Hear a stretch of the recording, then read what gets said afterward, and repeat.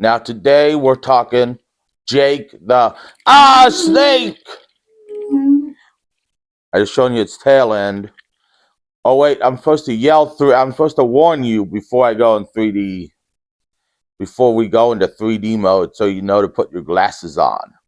Okay, you ready? 3D, 3D, 3D, 3D. Okay, we're done with that. But today we're talking Jake the Snake Roberts and the Undertaker. And you should have seen how fast my cat just fled when I went, snake. It was hilarious. They had a little feud around WrestleMania 8. And it was actually the only time they feuded and the only singles match they ever had together.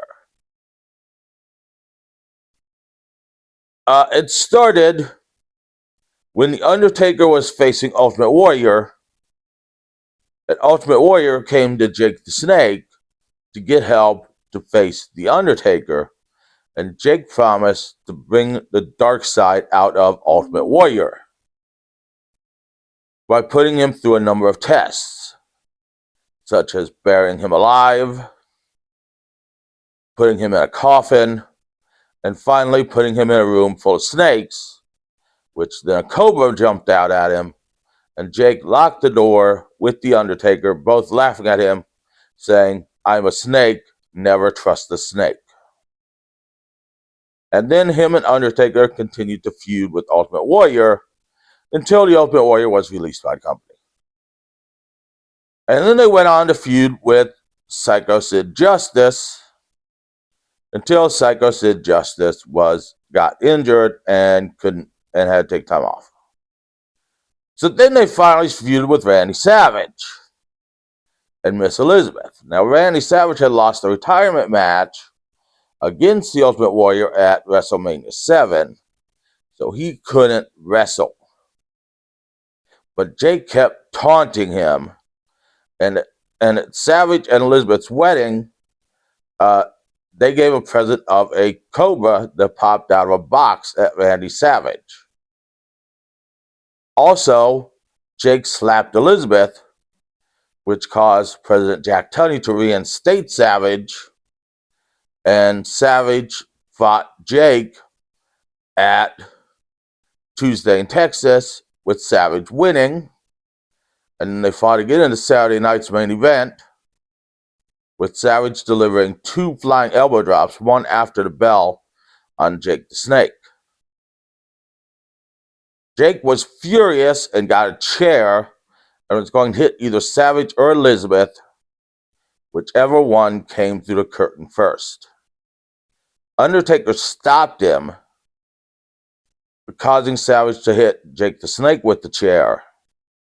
Now, according to Jake, this feud had to be cut short because Elizabeth's family took exception to Jake the Snake slapping Miss Elizabeth, saying that Randy Savage should have protected her because they knew nothing about the wrestling business.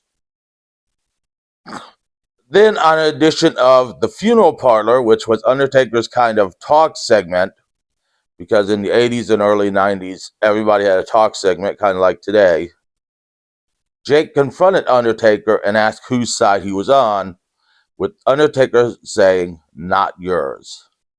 To which point Jake DDT'd Paul Bearer, slammed the Undertaker's hand in a casket, and hit him with a chair, but Undertaker no-sold all of it and continued to chase Jake the Snake, which led to their infamous WrestleMania 8 match, at which point Jake hit him with a DDT, which Undertaker sat up from, and then hit him with a second DDT, with Paul Bearer raising the urn, which distracted Jake the Snake enough for Undertaker to get up from, and Undertaker hit Jake with a tombstone on the outside of the ring to get the victory. Now, this was Jake's last match in his first run with WWE, because Jake won the job on the creative team with Pat Patterson being let go, and Vince decided to leave that spot open in honor of Pat Patterson, I guess. So Jake demanded his release and went to WCW. They would meet in several Royal Rumbles, though, including a Royal Rumble after Jake came back to the WWE in the mid-90s. And they were both faces in the mid-90s and would do some tag matches together on house shows. They would, however, never meet again in a singles match in the ring. However, Jake and Undertaker did ride together during Undertaker's early days in WWF.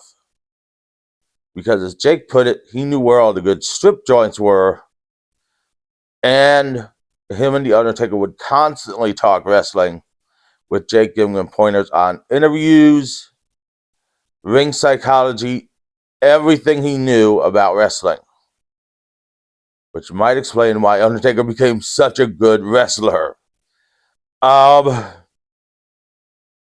Undertaker also stood up for Jake the Snake in the mid-90s when people were writing him about his sobriety, because in the mid-90s, drugs were everywhere. And people were giving Jake the Snake a hard time about his sobriety because they were putting drugs in his bag and alcohol in his bag and calling Jake the Snake a pussy because he wouldn't do drugs or alcohol. And Undertaker, who rode in the luggage compartment on the bus, because he's the fucking Undertaker, stopped the bus one day and got on and said, "You don't want him to go back to the man he was. He would fucking kill all of you." So that is Jake the Snake and the Undertaker. Two guys who are friends for a long time, had one match together. Except for like 3 or 4 Royal Rumbles, and some tag matches that they did together on house shows. Join us later in the week for Dinosaur Hotel. It's about a hotel being ran by dinosaurs. Kinda.